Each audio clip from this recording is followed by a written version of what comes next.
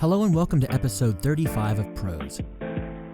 This week, reassess morality, life priorities, and what gives meaning to a young life at the party of a lifetime, and continue the journey toward fighting back against an incoming alien horde at Academy Prime with the residents of Primrose 33. One note about the first story this week, episode 35.1. It is the first story in quite some time that is actually rather graphic.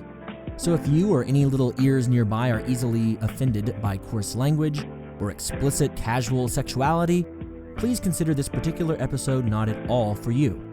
Use your discretion.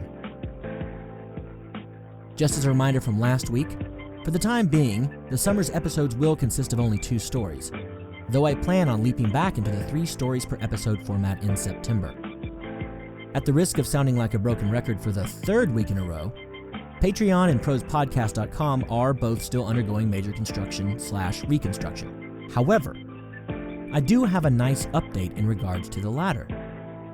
The website should be fully up and functional just in time for me to head off to Oxford for a summer course. So for those that follow along via the website, it's coming! Hooray! As per always, I wouldn't be a good podcaster giving a good podcast introduction if I did not tell you and toss out the entreaty once more for all of you to follow along on Twitter, Instagram, and Facebook, as this can help the podcast get noticed. Far more importantly, again as always, please go to iTunes and leave a rating and or review for Prose. Ratings and reviews set this show up for continuing into the future by getting it noticed by other listeners like you. Okay, enough chatting.